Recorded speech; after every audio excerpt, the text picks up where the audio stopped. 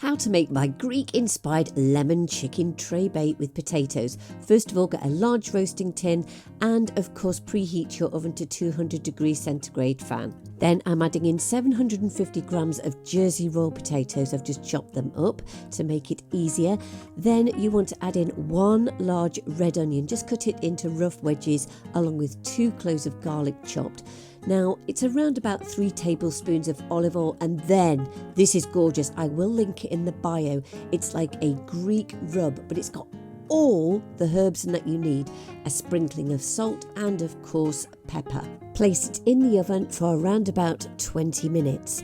Then in a separate bowl, place in 700 grams of chicken pieces. I'm using drumsticks and thighs because they're cost effective but give great flavour.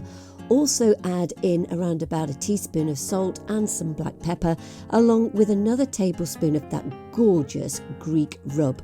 Then you want 1 lemon that's been zested, and just take that lemon and just use the juice of it. Mix that all together. Add the chicken to the rest of the mixture after 20 minutes, just stir it round and then get a further lemon, cut it into wedges and add that. Then you're going to cook it for around about 35 to 40 minutes until it's golden. You can pop it under the grill too. This Greek lemon chicken tray bake with potatoes is a family favourite and I hope it will be for you too.